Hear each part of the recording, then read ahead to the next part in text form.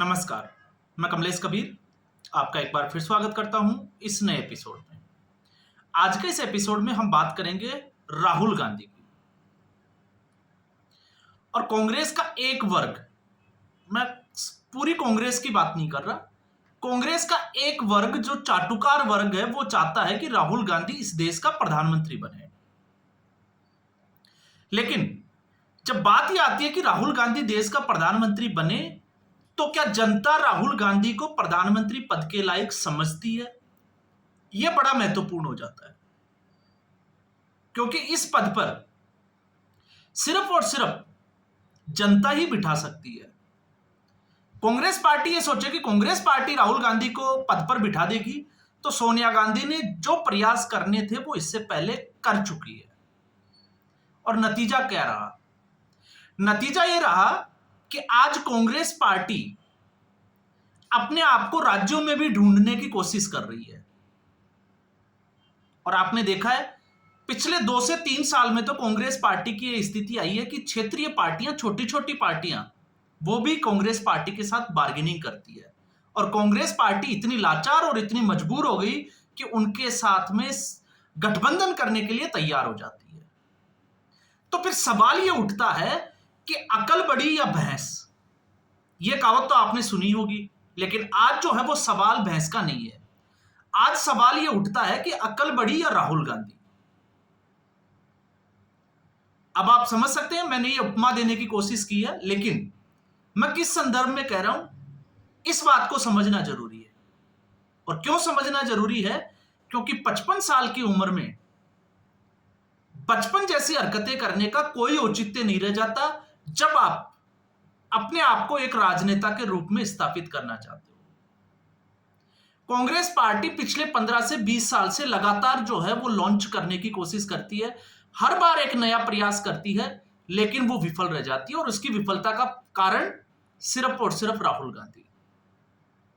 अब मैं ऐसा क्यों कह रहा हूं? क्योंकि राहुल गांधी कांग्रेस पार्टी में जिस तरीके से काम करते हैं, जिस तरीके से सोचते हैं, वही तरीका जो है वो कांग्रेस पार्टी के लिए घातक साबित हो जाता है। अब जब मैं ये कहता हूं तो मैं क्यों कहता हूं? क्योंकि राहुल गांधी को मुद्दों की समझ, अगर हम बात करें तो मोदी विरोध समझ आता है, लेकिन मुद्दों की समझता जो है वो राहुल गांधी भी अभी भी नहीं है। पहलगाम का जो हमला हुआ वो एक, अगर हम इसको देखें आतंकवादी घटना के बजाय, अगर हम इसको एक जिसको संवेदनात्मक और भावनात्मक मुद्दे की नजर से देखते हैं तो ये एक बहुत बड़ा मुद्दा हो जाता है पूरे देश के लिए, क्योंकि इसकी भावनाएं जुड़ी होती है। अब ऐसे में राहुल गांधी और कांग्रेस पार्टी ने जब सरकार का समर्थन किया था सर्वदलीय बैठक में, तो वो थोड़ा अजीब सा लगा था। हमने उस वीडियो में बात भी की थी। लेकिन 2 से 3 दिन गुजरने के साथ ही जो है वो राहुल गांधी की कांग्रेस, पूरी कांग्रेस पार्टी, में राहुल गांधी की कांग्रेस बोलता हूं, कांग्रेस पार्टी नहीं बोलता, वो अपने पुराने ढर्रे पर लौट आई। और जो पाकिस्तान चाहता था वो अब राहुल गांधी और कांग्रेस पार्टी कर रहे हैं। पाकिस्तान को उसको करने की ज्यादा जरूरत नहीं है। अब आज राहुल गांधी ने एक बार फिर जो है वो प्रधानमंत्री नरेंद्र मोदी पर हमला बोलते हुए सरकार को जिस तरीके से कटघरे में खड़ा करने की कोशिश की, तो सरकार से 3 सवालों के जवाब मांगे। पहला होता है राजनीति अपनी जगह होती है और टाइमिंग अपनी जगह होती है। और जब मुद्दा जो है वो देश हित का हो तो फिर उसमें टाइमिंग का बड़ा इंपॉर्टेंस है। तो पहला जो सवाल पूछा, पहला सवाल था कि आखिर आतंकवाद को लेकर केंद्र सरकार ने पाकिस्तान पर भरोसा क्यों किया?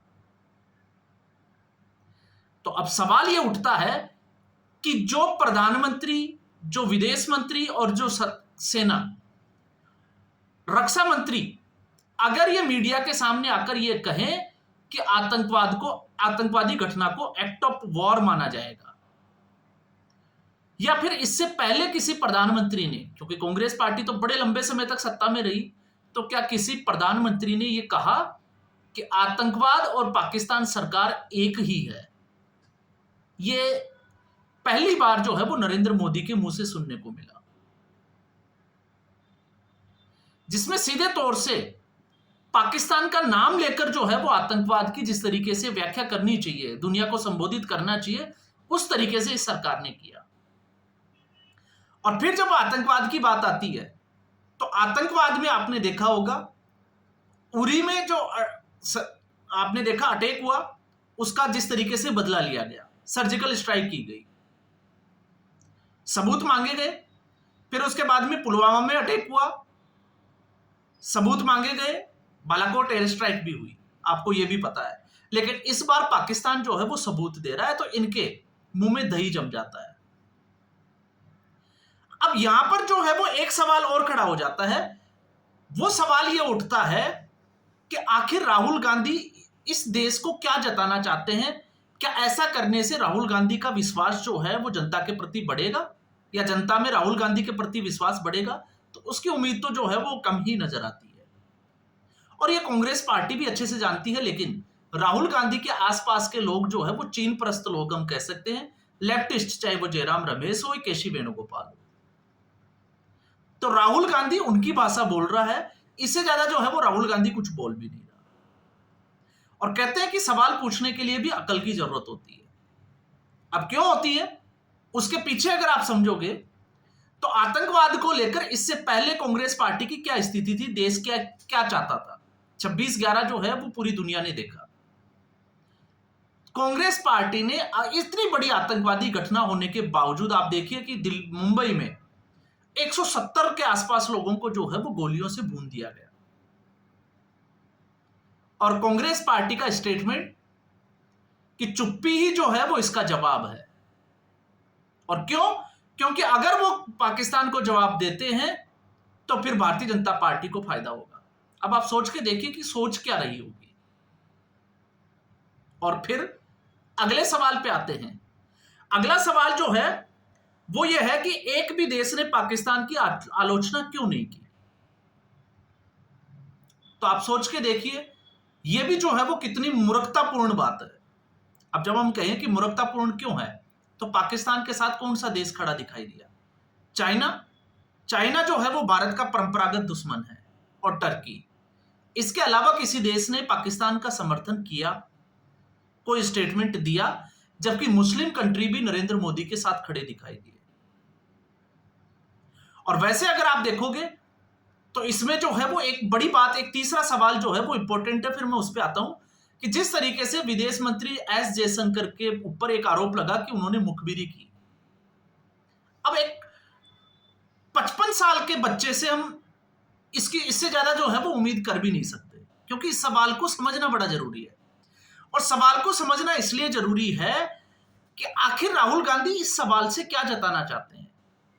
क्या ये जताना चाहते हैं कि भारत ने पहले ही पाकिस्तान को यह बता दिया कि हम इन ठिकानों के ऊपर हमला करने वाले हैं, जैसा कि राहुल गांधी बोल रहे हैं? तो फिर राहुल गांधी की अकल उस वक्त कहां चली जाती है जब मसूद अजहर के 14 लोगों की हत्या हो जाती है, उसमें मारे जाते हैं, और पाकिस्तान की सरकार 14 करोड़ रुपए मसूद अजहर को देती है।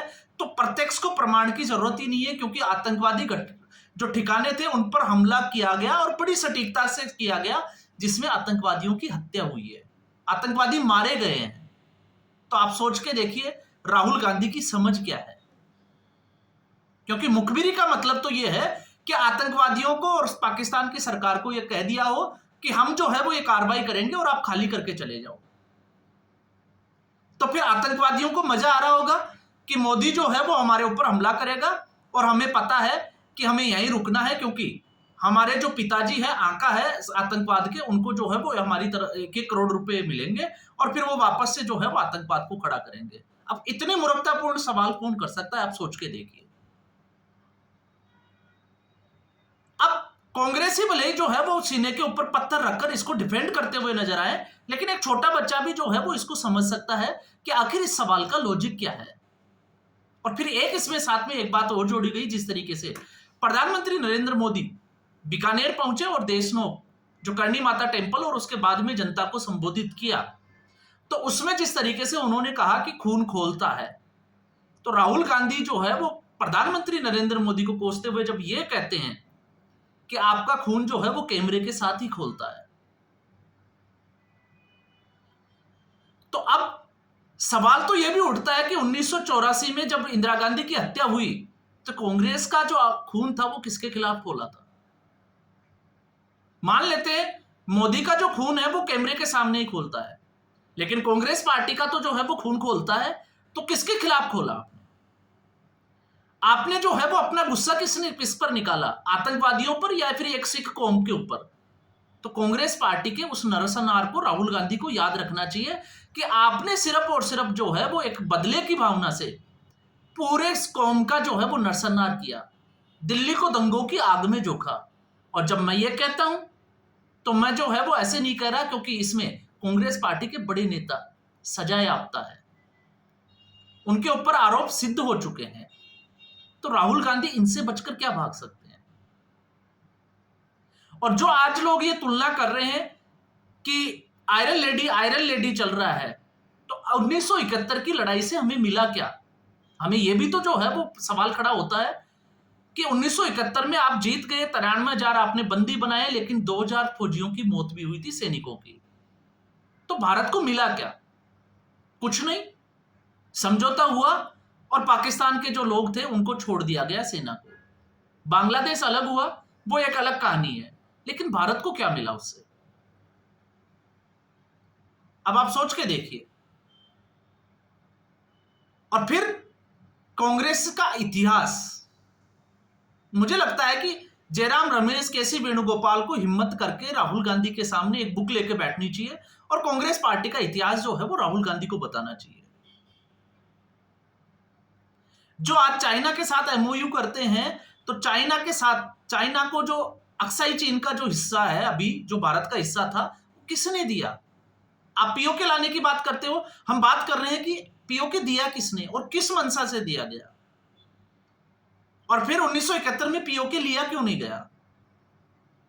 और आज जब भारत सरकार ये कहती है कि खून और पानी एक साथ नहीं बहेगा, तो इनको पेट में दर्द होता है। तो ये सिर्फ और सिर्फ जो है वो मुस्लिम तुष्टीकरण की एक राजनीति है। लेकिन इस राजनीति में जो लोग ये सोचते हैं कि राहुल गांधी प्रधानमंत्री बन सकता है, मुझे लगता है कि अब उन लोगों को दोबारा से अपनी बात के ऊपर विचार करना चाहिए। और विचार इसलिए भी करना चाहिए कि कांग्रेस पार्टी को इस स्थिति में लाने के लिए किसका हाथ है? आखिर कांग्रेस पार्टी की यह स्थिति हुई क्यों है? क्या कांग्रेस पार्टी कभी इसके ऊपर विचार करेगी? चुनाव हारने के बाद में हम बहुत सुनते हैं कि कांग्रेस पार्टी में सर्जरी होगी। जो व्यक्ति जिसका खून खोला था अभी 2 महीने पहले गुजरात जब गया राहुल गांधी, तो उसका खून खोल गया था क्योंकि कुछ नेता जो है वो बीजेपी से मिले हुए थे।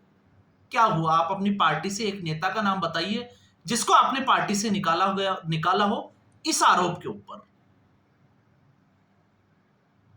तो ये स्थिति है राहुल गांधी की। इसलिए मैंने कहा है कि आज जो है वो एक नई कहावत सी बनती हुई नजर आती है कि अकल बढ़ी या राहुल गांधी। अब निर्णय जो है वो आपके ऊपर है। मैंने कुछ छोटे से जो है वो फैक्ट्स रखने की बात की है, और जब ये फैक्ट्स रखते हैं तो इसमें एक नया फैक्ट्स आपको पता होगा, वो भी निकल कर आया है जब मुखबिरी वाले से निशिकांत दुबे ने तो 1991 का भारत पाकिस्तान का एक समझौता, जब कांग्रेस पार्टी की समर्थित सरकार थी, उसने किया था कि चाहे वो अभ्यास हो या जो है वो सेना की जो जानकारी हो मूवमेंट की, वो देश एक दूसरे के साथ साझा करेंगे। जैसे सिंधु जल समझौता में पानी कितना छोड़ा जाएगा, कितना रोका जाएगा बाढ़ की स्थिति में, वो सारी जानकारियां जो है वो पाकिस्तान को दी जाती थी। ठीक इसी तरीके से जो है उस सेना के मूवमेंट की सारी जानकारी पाकिस्तान के साथ शेयर की जाएगी। तो ये समझौता किसने किया था? नरेंद्र मोदी ने भी नहीं किया, ना आपने किया, ना हमने किया, और भारतीय जनता पार्टी उसने भी नहीं किया। तो फिर ये किया किसने? तो ये राहुल गांधी की समझ है। आपकी क्या राय है? आपका क्या निर्णय है? और आप जो है वो इससे किस आकलन पर पहुंचते हैं? अपनी राय जो है वो जरूर दीजिएगा। तो इस एपिसोड में फिलहाल इतना ही। उम्मीद करूंगा वीडियो एपिसोड आपको अच्छा लगा होगा। वीडियो को लाइक करें, शेयर करें, चैनल जरूर सब्सक्राइब करें। धन्यवाद।